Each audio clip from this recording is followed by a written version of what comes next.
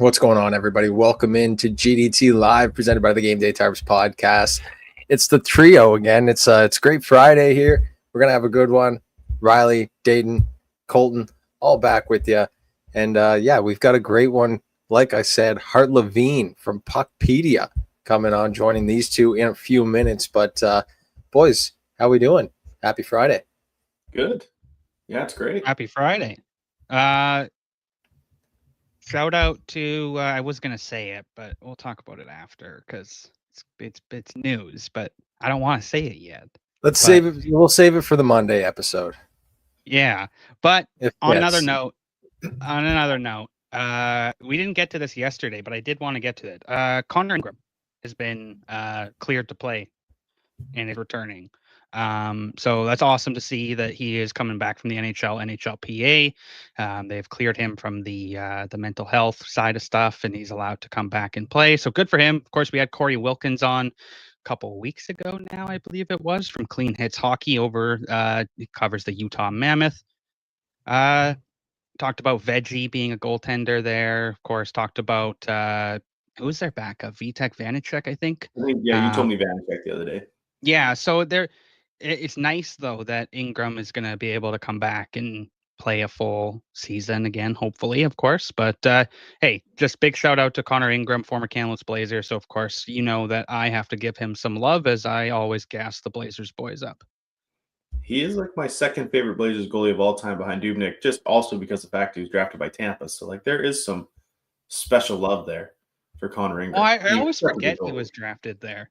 Yeah. Yeah. And then right. I still don't know what happened, why we kicked him out of the organization. Don't know what happened there, but at least he's better now. That's all that matters. You had Ben Bishop and Vasilevsky. I don't think you were really. Well, no, but we went from the starting goalie in the AHL, got sent to the ECHL, and was traded less than a week later.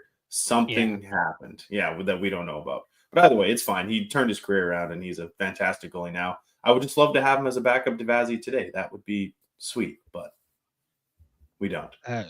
Would be a good tandem because who's the tandem right now going into Jonas Johansson and Vazzy? Yeah, they're sticking with Johansson, even though I don't think he did very good last year. But oh well. I don't think, and a good thing we're having Hart Levine on today because I was just going to say I don't think Tampa even has the cap space to afford somebody half decent in the backup spot, right? Johansson makes $800K NHL.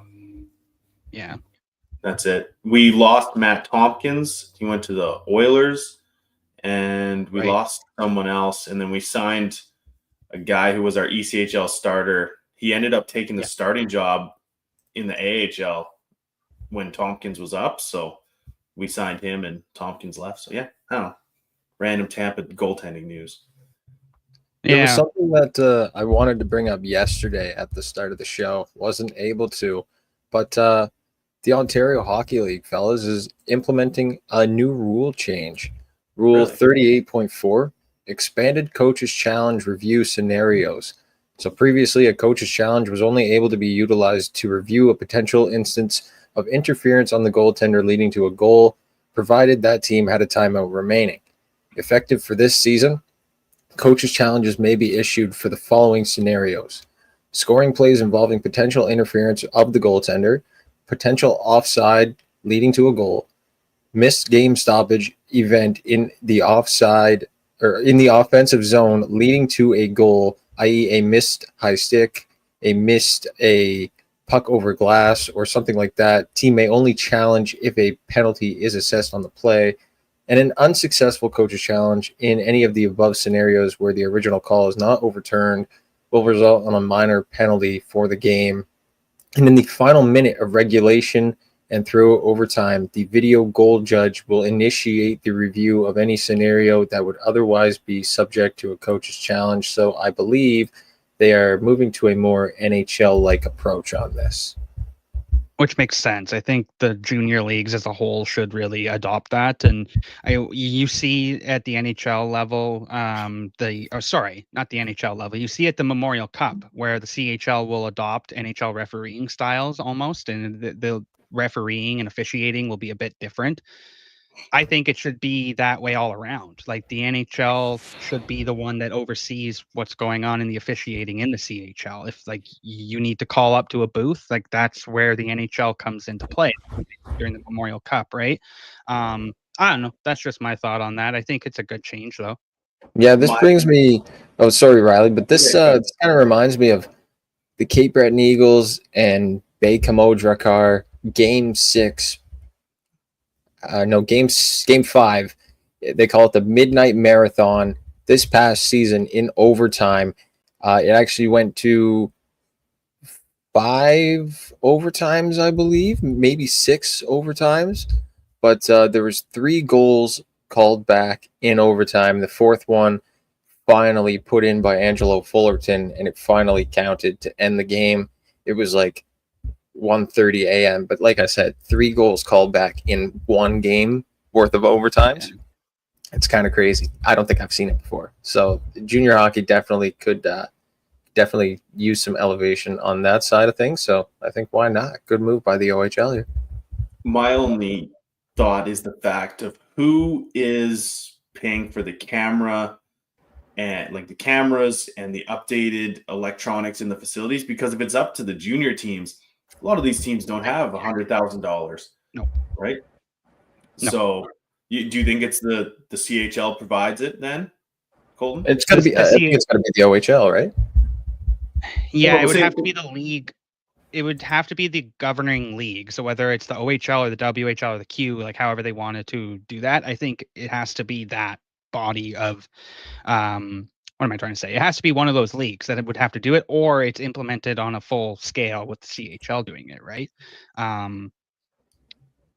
So you don't, the OHL is not making the rule and then telling teams to go buy the equipment. They're providing. Yeah, okay. Yeah, that was going to be my only gripe. If they're like, hey, like let's just say for the WHL, for instance, like let's just say Moose Jaw, right? Like, hey, Moose Jaw, you guys need to go buy $100,000 in equipment, pay a guy to be in the booth, right? Like all of a sudden you're like, okay, can every CHL team afford that? But I see what you're saying. If the OHL provides it, then fantastic.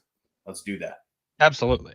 And the only other thing I wanted to get to here quickly was another rule change, which I thought was what you were going to talk about, Dayton. But Rule 52, slew footing in the OHL, they're now updating it to allow officials to assess a 4-minute double minor in addition to a match penalty. Okay. So it could be game misconduct plus double minor. So then it results in a power play instead of just a 2 or a 4 minutes. Yeah. Yeah. Yeah. Okay. So I mean, I think the slew footing rule change is fair. Like, yeah, it's so dangerous. I don't know. You don't want to see that, right? So I don't know. Yeah.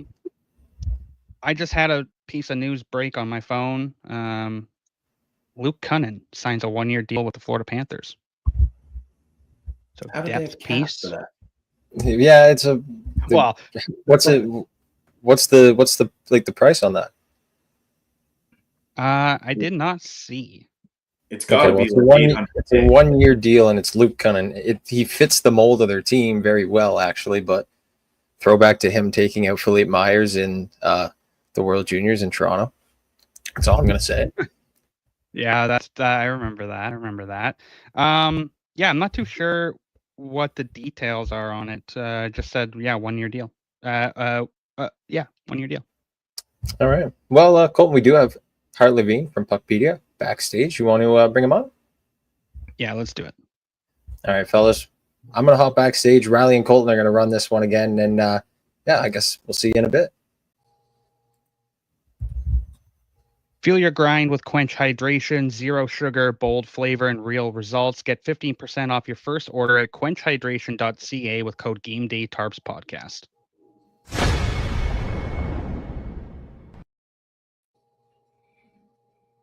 Hart, how's it going today? I'm doing well. How you doing? Oh, we can't hear you. Faintly, we could. Yeah, faintly.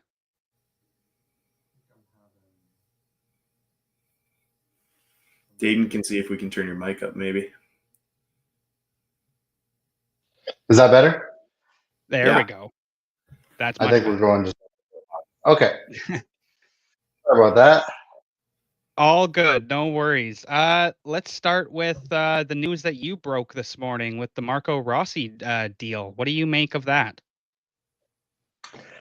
I think it's a situation where it's maybe not a long-term fit. I think but it's a good like temporary deal for both sides. I think it seemed pretty clear that the Wild weren't interested in committing long-term to him. And you'd heard talk like they were potentially looking at him in a few of the trades out there. And I think from the player side, if the team's not willing to commit to long-term, then take a short-term deal. I mean, obviously, if there was a good offer sheet out there, he probably would have signed it. It clearly seems that wasn't the case. So, sign a 3-year deal. I think it's definitely a contract. I think that would be very easy to move at some point if it's not a long-term fit.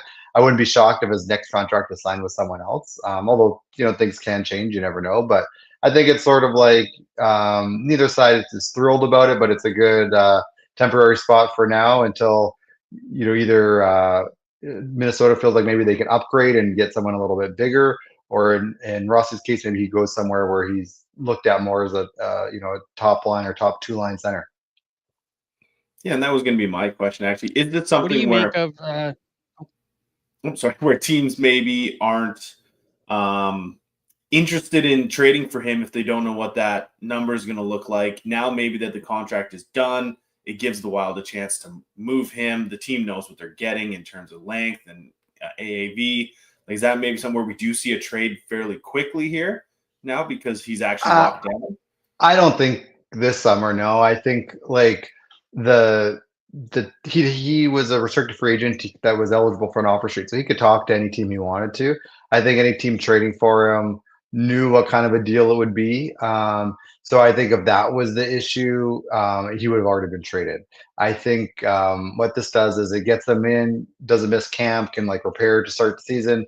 And I'm not saying he's going to get traded even like during this season, and you never know, maybe at the deadline, but I wouldn't be surprised if he's there for another year or two. I just think given where it went and seeing that they didn't want to commit long term to him, does that change when he's due for a new contract in 3 years? I'm not sure about that, but I would be surprised if he's traded now, before the season starts.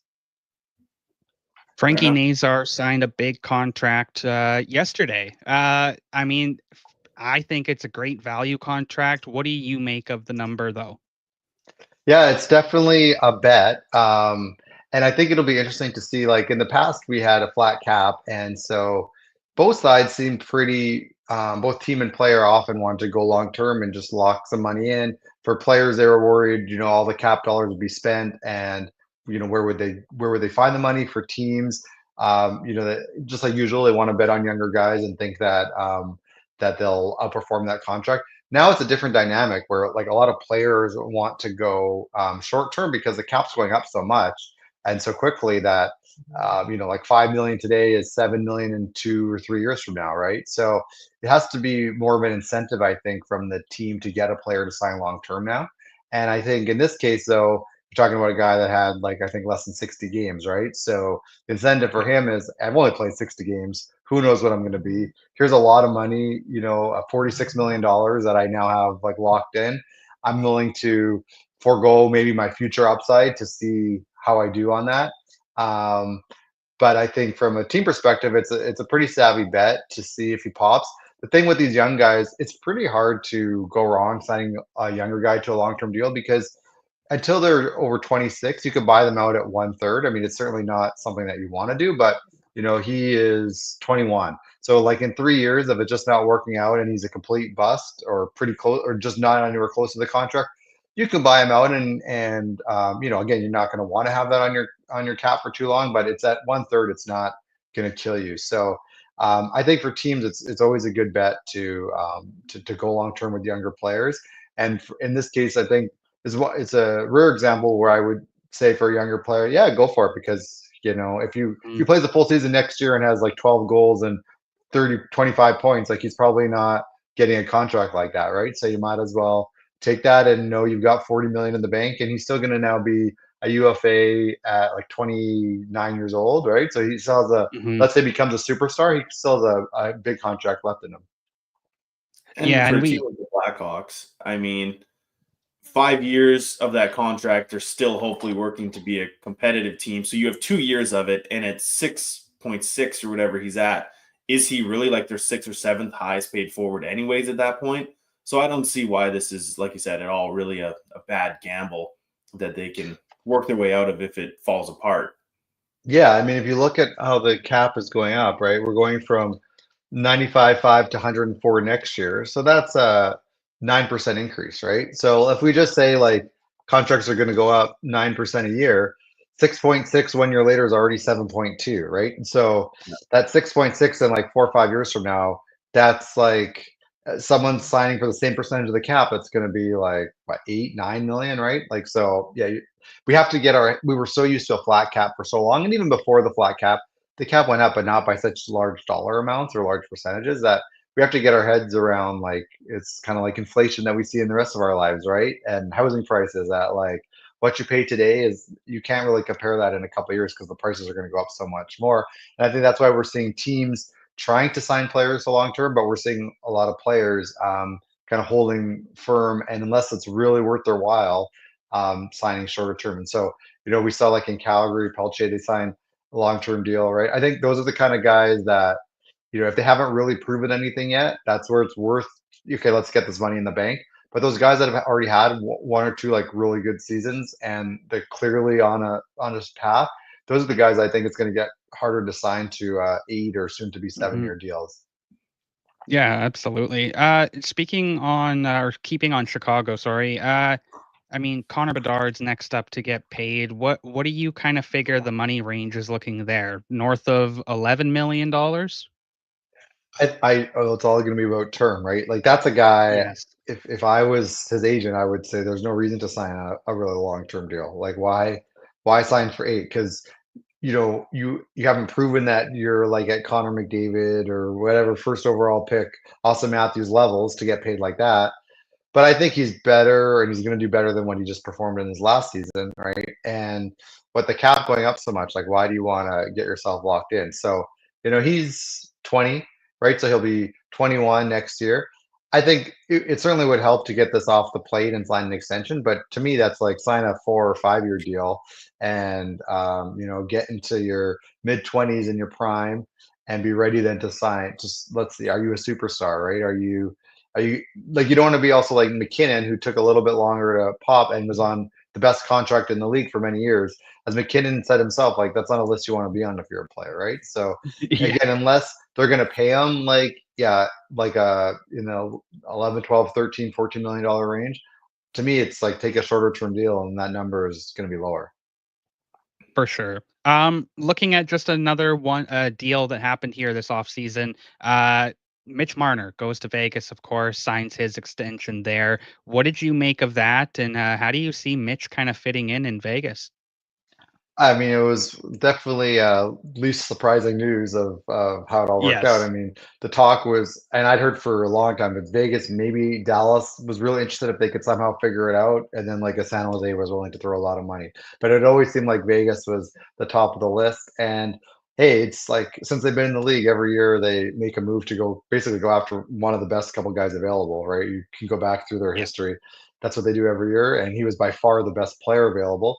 I think it's interesting because they definitely improved their forward group. I mean, yeah, of course, it'll improve their forward group, but their D really took a step back, right? Like, the reason why they could go get Marner is because Petrangelo's going to be on LTIR now for the rest of his career. And, all they did other than that on D is moving out Haig for Lazan. So, I mean, that D is not, they basically lost their best defenseman or second best defenseman. It's hard to recover for that. So can they score enough to make up for that? If it was a player that proven that he could score in the playoffs, maybe, but now you've added a player that's kind of proven he doesn't necessarily get to a better level in the playoffs or even equal his regular season level. So I think they'll definitely put up lots of points. I think they'll be a good regular season team. It'll be interesting to see if they don't make any moves. Are they really more equipped in the playoffs? Like we saw Edmonton really handle them well in the playoffs, and I don't know if like a couple, a few points from Mitch Marner is going to change that. If now you don't have Pietrangelo trying to like slow down the Oilers in the offensive zone. So, but with Vegas, this roster, I would be very surprised if this is the roster that starts game one of the playoffs. I think they're always going to be wheeling and dealing. And so any defensemen that we think are available, like I would circle them. I've heard a lot of Rasmus Anderson talk before. I don't know if that's going to happen now, but I mean, if he gets moved at some point, I think the first team you'd have to look at is Vegas, and especially with his cap hit for this year being lower, I think they can move things around and make that work. So I think we should watch for them to make a move on defense. Yeah, and I guess let's kind of stick on that in terms of what you're saying about Vegas always buying. What do your kind of metrics show if they do? Why do teams value these draft picks and these prospects so high when you've got Vegas, Florida, and Tampa literally showing exactly what happens when you use those? And yes, are their cupboards empty? And if they fell apart and finished last in the league, would it be a problem? Absolutely. But what they've done has shown that it wins. Does your metrics kind of show like teams are hanging on to first round picks too much and they're valuing their prospects too much for where they're at in a successful window? I don't think it's a one size like fits all approach or answer. I think I think definitely like picks outside of the first round are valued too high. And even first round picks like after the top 15 are valued too high. I think you see a team like Carolina. Now they've hit on a few guys. They have a big pipeline, so we have to see what happens. But I think it makes a lot of sense to keep trading down and picking up more picks, because really the difference between like a second and a third and a fourth, it's not like that big a difference, or even like fourth, fifth, sixth, they're all kind of crapshoots anyways, right? So um, I think teams overvalue those picks for sure. But on the other hand, I think teams have to be realistic of where they are in their cycle. And yeah, you can say picks are overvalued, let's trade them for players, but if you're not trading them for the right players, you're not trading them for players that are going to really move the needle, then you have put yourself in a bad spot. I mean, like let's look at Pittsburgh. They finally seem like they've started to amass some assets this last offseason, but even like the season before when they traded Gensel, like they got some stuff, but nothing too exciting. And it's like they're just starting like a really painful process. So if you're trading picks and assets and you're like a middling team, to me there's no point in that, right? You should keep those assets and try to hit on some. Like look at Dallas, right? They haven't had too many top picks, but they've hit so much on picks that they do have, and that's allowed them to be competitive forever, and now have a really strong young core to offset the older guys that are aging out. So I guess I don't have a short answer to that question. I think in general teams do overvalue them, but they are important if you're a team that doesn't really have a shot at going for it. And I think a lot of teams delude themselves, or they just want to finish like just in the playoffs or close to the playoffs because that feels better than finishing like way at the bottom of the standings. But to me, that mushy middle is the worst place you can be. Calgary Flames. Yeah. In a nutshell.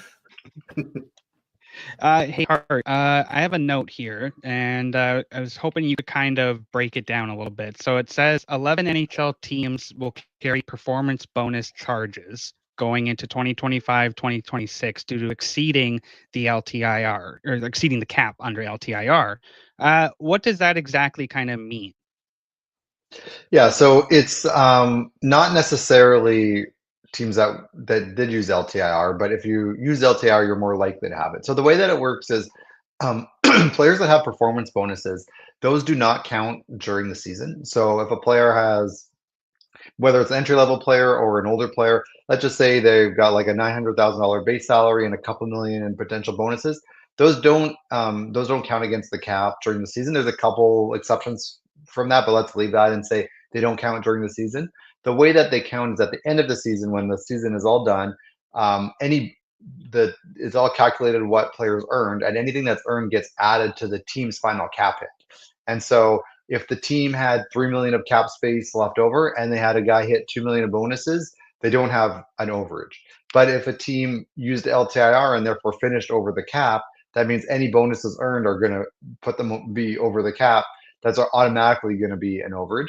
But there's teams on our list here that were not an LTIR, but they finished just under the cap and they had bonuses that kind of put them over, and then therefore that difference is the overage for next season. Excuse me. So like if a team had 1 million of cap space and they had a $2 million bonus that was earned, they would have an overage the next season of 1 million. And so that's the way that it works. And because we were so tight to the cap for all these years, there were so many teams either using LTIR or close to the cap that most bonuses earned ended up being overages. We're starting to see a little bit less of it. So in our article, we put out like 11 teams this year had an overage. The year before it was 12. The year before was 15. The year before was 14. So it's a little bit less. I think this year with this really dramatic cap increase, we'll see even less teams have an overage. But yeah, that's the way that it works. Basically, anyone with a performance bonus, that bonus piece gets added at the end of the season, added to the team's final cap, and then that's compared to the salary cap, and anything over that is a cap charge for the following season. Okay, that was a great breakdown because I had no idea what that meant, but that was awesome. Daily Face-Off, my colleagues over there had an article go up where they updated cap rankings and now compare contracts and clauses and no move clauses and dead cap and all this type of stuff. I guess my question is what are the metrics for evaluating cap discipline for teams? Wow. Well, I think you have to have some sort of model on what you think a player is worth relative to their performance. So there's two ways to evaluate a player's contract. One is the market value, right? So compared to how other players get paid, how does this contract fit, or what should this player get paid? And again, that's similar to your house. Like your house is worth what the comps in the neighborhood show, not like what that house necessarily means to you as the buyer, right?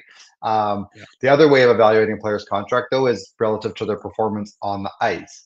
And that's, again, like when you look at your house, you can't really evaluate your house based on what it means to you. You have to evaluate to the market. But I think when teams look at cap discipline, you have to weigh those two, and you have to really look at what is that value on the ice. And I think teams that have the most cap discipline or the kind of cleanest, called the best cap sheet, they're overall, they have players that their value on the ice exceeds their contracts. Teams that have the opposite, call it an ugly cap sheet, they have players whose value on the ice is below what their contracts are. And then you can also compare that to what their market value is, because let's say a player is, let's just say there's a player that his performance on the ice is way less than what he's paid, but somehow the market really values him and he's actually, compared to the market, he's underpaid. I mean, that's okay. You just need to trade that guy, cash in on that the market thinks he's worth more than he is on the ice. But that's how teams evaluate it. They have to have a metric for doing that. I mean, the public one that's the most common is Dom at The Athletic has his model, and he's always comparing to the value on the ice. And now that's very subjective in some ways. I know it's a model and it's numbers, but to make those models, you have to value different inputs and weigh them different amounts, and different teams and different people value things differently. And you're also making a lot of assumptions, like the age curve of players, right? Like how this contract looks this way when he's 28, but when he's 34, what's it going to look like? It seems like it's just like numbers and there's no subjectivity, but to get those numbers, there's a lot of subjectivity in how you're evaluating players. You're looking at past players to see how they age, but you have to like organize them in a certain way and figure out who counts, who's an outlier. There's a lot of work to that, and that's why teams, as we can see with some trades, there's trades that happen where one team thinks it's a ripoff, and one team thinks like they got the seal of the century. And I don't think you can just say one team is smarter than the other. I think they have different ways of modeling it out and evaluating players. I actually have two follow-ups to that. If you have it, I don't know if you have these metrics, but do you guys have like a worst contract? Is it like Darnell Nurse? Is it just Can we just sign that? Or is there like a best versus like, player value? There's Brandon Hagel or there's Sam Bennett who just signed his undervalued deal. Like, do you guys have a worst and a best kind of top and bottom? Yeah, we don't evaluate right now. We don't evaluate the contracts and the cap situation for teams. There's other places out there that use our contract data and evaluate it. So like Dom at The Athletic or There's a lot of services out there that do that, and you just mentioned the Daily Faceoff article. So yeah, that we don't have like a statistical way that we do it because we try to be like the data provider and let a lot of the analysts out there do it. For sure. Okay, cool. Yeah. Hart, I want to switch things up a little bit and just talk a bit about Puckpedia because I'm curious what the inspiration was behind it and how you got involved. Well, grew up a huge hockey fan. Also really like numbers and sort of like the business or negotiation side. I really like the deals and trades and contracts. So just as a fan, like I would go on the sites that existed at the time. Um, and I found that I had to flip between a bunch of different places. Like there was one place for salary cap information, but I had to go somewhere else to get basic stats, somewhere else for advanced stats, somewhere else for like latest injury news. I also found that because I was really interested in the salary cap and the rules and everything and what players made, but with my friends and colleagues and stuff, they were always reaching out asking me for that information, and I would refer them to some of the sites, but they found those sites like very intimidating or complicated. And so the vision was, hey, let's make a site that would be less intimidating to a casual fan because really yeah, I really see being a fan is like sitting with your buddies arguing over what your team's general manager should do. Like everyone wants to be in the GMC, right? And so that's a lot of the vision is like we want to make people feel like they can have those arguments. And now in the salary cap era, you can't have that argument without knowing the cap situation and players cap hit. It's not about which player's better. It's about what player's better relative to their cap hit or how much cap space does a team have, and that's what they can do. So I really feel like making it easy for a casual fan to get that information and see it, but while also a hardcore fan and giving them all the information they need, that's important. And then along with that is having it all in one spot. We really see ourselves as like the one-stop shop for a hockey fan. You go to our site and you can get everything you need about your team or about the league. And the last piece was I found, a lot of places you could go and look up information, but again, fans they want to be in the GM chair. They need like more interactive ways to engage in the information and also have like a lot of the tools that a GM would have. And so that was also part of the vision is like build something like that. And so that's why we have our Puck GM interactive roster tool where you can model things out. But we even have like a pick value calculator, which is what teams would have when they're trying to do draft pick trade, seeing what's the equivalent value of picks. And we have a lot of other features like that. And so I guess back to your question is I was interested in this stuff. I didn't think that there was a site that had that. And I thought, let's take a risk and build a site that at least I want to use. And hopefully if it's a site that I want to use, other people will want to use it too. We launched in 2018. It's been a lot of work and a lot of years where we definitely had some followers and fans and people using it, but not like at a huge level. And obviously in recent time, we have a lot more people checking us out, and just super grateful that after all the years of kind of grinding and putting a lot of work into it, just having the opportunity to have more people check us out and see what we've been working on and what we have to offer. Yeah, it's definitely our go-to for sure. I mean, I know Colton used it a bunch. Like, you guys are our savior when we're looking up all these contracts and who's got what picks and everything, so that we can be accurate on the podcast and everything. Like, absolutely, it's a world changer for sure for hockey guys trying to figure things out. Thank you, appreciate that. How do you manage to keep it all up to date and accurate? How hard is it truly, like behind the scenes? Because I mean, I know from daily face-offs, behind the scenes stuff, and what we have to do. I can only imagine all the numbers and things you have to change day in and day out over there. Yeah, it's a lot of work, especially because I think like part of why fans trust and respect us is because we're accurate and complete, right? And so we don't just like copy what someone else has up there or just like guess or put incomplete stuff. So it's a lot of work to really track everything down. Like, it's not that exciting or fun, but like I work very hard to figure out how much a guy's going to get paid on the minors on a two-way deal, right? Like in the second year of a deal. Like that's important because I need, I feel like the reputation of the site is it needs to be accurate and complete. And I have to source that myself. So it's a lot of work to track that all down. But it's also fun. It's hockey, so it's fun to be doing that. And then during the season, it's a lot of work to make sure that we have all the transactions updated correctly and accurately every day. When there's kind of weird salary cap stuff that happens, making sure that we have that captured properly. We're always reconciling to make sure our cap numbers are right. Because again, kind of easy to just like add up the players on the NHL roster and see their contracts because that's out there all the time. It's a lot of work though Mhm. during the season to make sure that the in-season cap calculations are right and all the transactions are happening correctly. So yeah, I mean, I'm grateful. Especially now we have a bigger team and I have a lot of people that work really hard on it with me. And we take turns and had different times of coverage and really looking through. And sometimes it's really like comparing guys line by line or reconciling reports, from what we have to what we got from a source. But like I said, it's hockey and it's fun, and that's part of our value to the hockey world. That's actually what I was going to quickly ask was your team size, and who takes the signing that comes in at 4 a.m. Eastern, right? The ones that come in at the weird times where some agent and GM are just up all night and then they finally come to an agreement and it gets leaked. Maybe it isn't official from the team yet, but it gets leaked, and who's kind of on that when it comes to that early?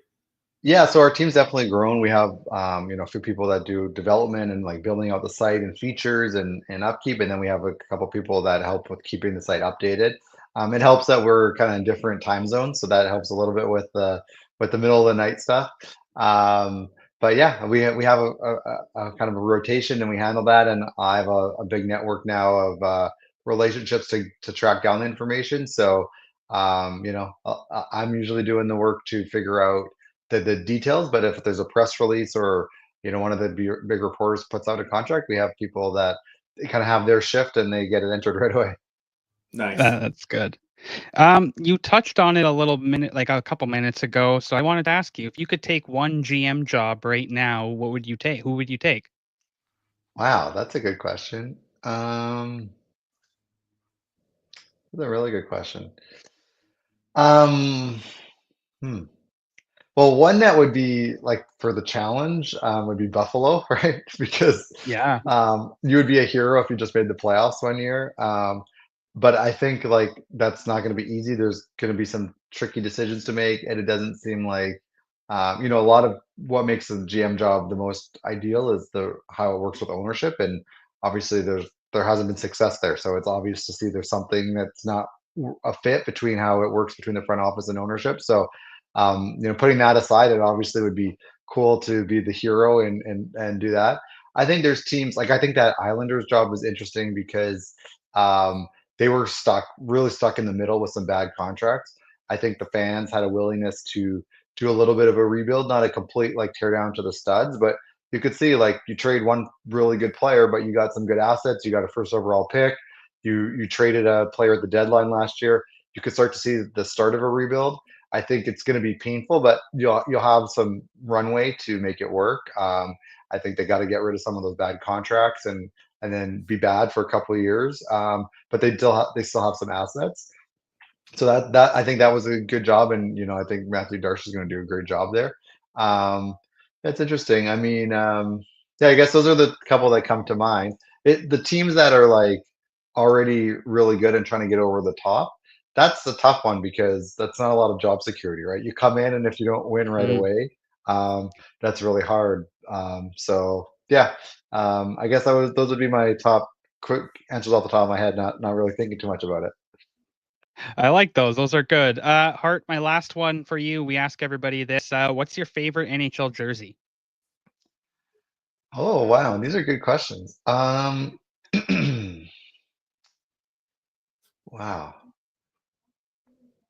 Well, they're definitely not my team at all, and I kind of hate the rest of the jerseys. But the Canucks, like the traditional one, like when Bure was there, the black Yeah. and gold. There's something about that color scheme that I like. I don't know if even the logo is that great, but there's something about that color scheme that looks really sharp.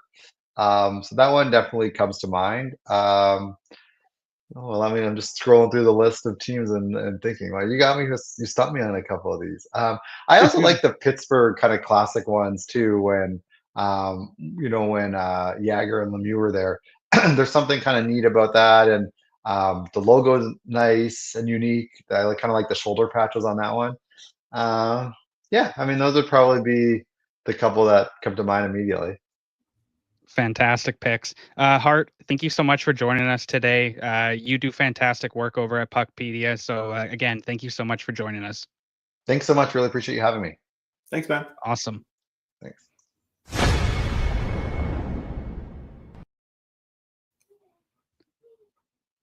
Mr. Producer. Yes, sir. What's going on, fellas? Good stuff. Good stuff. It was a great stuff. Had a good time listening to that. I learned a lot.